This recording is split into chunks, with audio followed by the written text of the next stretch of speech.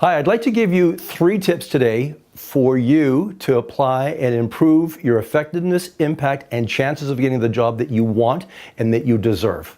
I'm Ralph Keeson. I am a coach. I am an advisor to a lot of clients and individuals to help them advance their lives and their career. What I'm going to talk to you today about comes from personal experience. For a period of my professional career, I was a recruiter / headhunter. I basically went out and I found talent. So the 3 tips I'm going to give you are practical. They're things I've experienced. They're from my own sitting at a desk talking to people that I'll share with you. But the third one is the real kicker, because very few people do this. So I think that you will find this, and put it in your own words of course, something that will be powerful and very meaningful. So let's go. Number 1. When someone asks you to describe your career, starting with college or university, what I'd recommend you do is have it memorized. What I suggest you don't do is this. Don't pick up your resume and read it. I can read. It used to drive me crazy when I'd ask someone, walk me through your career, tell me where you've been, and they're reading your resume. And I'm thinking, I have that in front of me telling me something I don't know. I want to have in your own words your summary of what you did, why you did it, and even just a little bit of seasoning of this was a really neat job because, you know, this really helped me develop my skill in people management or communication or financial ability. That makes sense. So there's number 1. Number 2. This one just drives me crazy. An interview, and I get it, it's stressful, but you got to work at relaxing and connecting. So let's talk about body language. So if you're in an interview, look at the interviewer or the team and try to pick up on communication clues from body language. Are they shifting? Are they moving their weight? Are they crossing their legs? Are they leaning back? Are they leaning in? If appropriate, match and mirror what they're doing.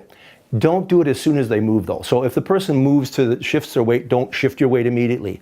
Let them settle in for 10, 15 seconds. And if you're comfortable and you think it's appropriate, take your cue from them and do the same thing. What you will find, and this is a fact, when you get in the groove or in sync with someone, and if you don't notice this, pay attention when you're around your friends, you do this naturally. It's actually a signal for trust, for comfort, and for openness. So if you can kind of get in that groove with the interviewer, it will make you relax, you'll come across as being more credible, and just you'll have more fun. Now here's what happened once, true story. This poor woman came in for an interview, and I did everything I could to set her at ease, and I leaned back in my chair and I shifted my weight, and she was basically glued to the chair. I can still see her sitting there, almost like she was the deer in the headlights. And I took her through the interview, I asked her the questions, I showed her courtesy and respect, but I ended the meeting earlier because I wanted to help her get out of that zone. She was clearly terrified. And I wish I could have said something to her to coach her, but I think she just wanted to leave the room. But there's an example where a person really didn't help herself.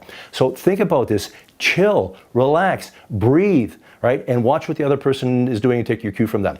Third point. Now this is contrarian. This is a 180-degree twist, what typically happens in interviews. I've had it done to me in a good sense, I'll use that expression, and I teach this because it works. When you have that moment where the interviewer says to you, do you have any questions for us or for me? Say yes. If you look the person in the eye and you say, yeah, I have a question for you. This is an interesting company, this is an interesting job opportunity. Can you tell me, why should I come and work for your company? And you'll get varying responses. Some may be surprised.